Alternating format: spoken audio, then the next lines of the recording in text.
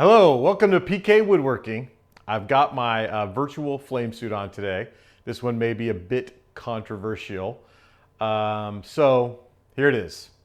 Festool sucks. Festool Systainers suck. Okay, well Festool Systainers suck up too much space. I mean, I understand what the idea of a Systainer is. You know, for you to be able to go from one place to another and easily do woodworking in people's like homes and in workplaces. But the reality is, in a workshop like mine, it just sucks up way too much space to leave them in Systainers. And so I've come up with a better idea.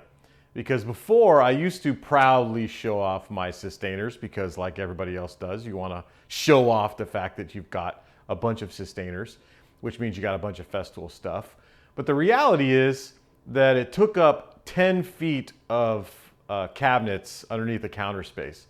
And I couldn't get anything else in there. And it was also challenging to get the stuff in and out every time I'd use it. So I'm going to show you guys what I did. And maybe you like it, maybe you don't. But here we go. Okay, so just for a little more insight around Systainers. So I'm actually in love with the inserts inside of the Systainers. So I don't want to hate completely on Systainers. I use the inserts, you'll see later, on how I actually set up my drawers to house all my Festool stuff. So I am a Festool fan. I own a bunch of it, so you'll see it. So, you know, whatever. But the bottom line is I did create some shelving to keep the Systainers because there's value in the Systainers, especially if I'm going to sell the stuff, which I probably won't. But who knows, someday. It's also really cool to send it back for service. So I had one Festool piece out of my many that I had one issue with, and it was great to be able to send it back to service inside the Systainer. So again, I see value in the Systainer in some places, just not in a shop that's 400 square feet.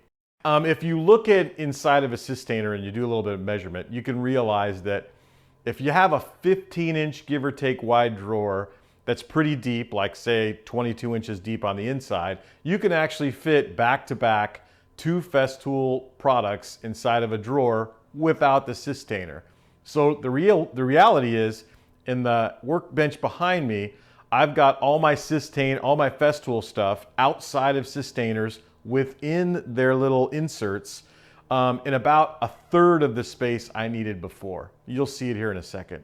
Much more valuable for me because I can have everything in my shop in a smaller footprint and still be able to use it. You'll also see behind me where I've created the shelf to put most of my Festool Systainers above, that I have the Systainer cart to put the Systainers on if I ever need to go to somebody's home to do some work with them and protect my tools. But in general, it's there to get it out of the way, but to keep them should I need them in the future.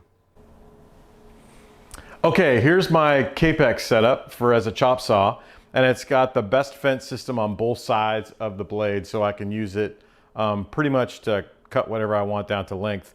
And then below, I've actually got it connected to both kinds of vacuums. One is the CT15E that's connected with the bigger hose, the 38 millimeter hose, I think it is, to the actual saw. And then on the back side, there's an actual cavity that goes down to my modified little Laguna dust collector down here. And then I have also the CT MIDI separate, so when I'm doing sanding or anything else with any other of my tools, I can use it with that particular vacuum.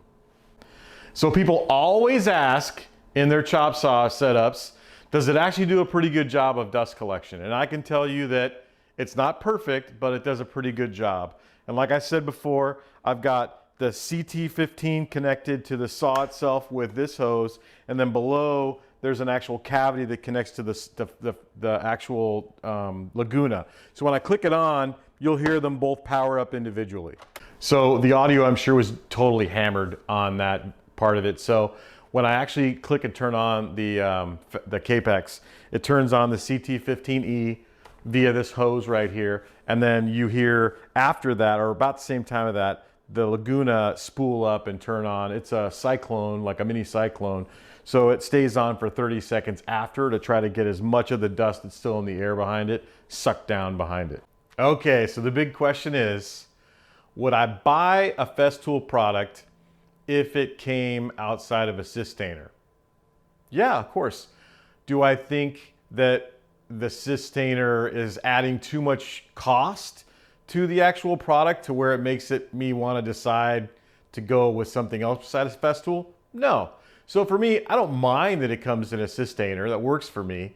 I don't think it adds some cost to it that makes the Festool out of line, because let's be real, a Kapex that I have does not come in a Systainer and it's still expensive. So regardless, I think the Systainers don't sway me either way to buy a Festool product or not. Okay, so my flame suit is still on. So look, I want to make sure everybody knows that I'm a Festool fan. As a matter of fact, I even thought about wearing one of the 5 or 6 shirts I got from buying Festool over the course of time, and I've got a bunch of the products. So they've lasted forever. They work exactly like they say they're supposed to work. They work with a system, which is fantastic. Everything kind of interacts with each other the way probably a pricier tool ought to work. And I'm in general a fan. Just not a fan of giving up that much space in my workshop. Okay, so listen, there's gonna be a lot more videos coming. There's gonna be some videos, obviously, of showing you my shop and some of the things that we do in the shop. But I just hope that you'd subscribe and hang around and see some of the craziness, because I'm sure there will be. This is the best dang show about woodworking on YouTube, or the dumbest show on woodworking on YouTube, one of the two, but I don't think it'll be the dumbest because I'm not going to hurt myself on TV at least.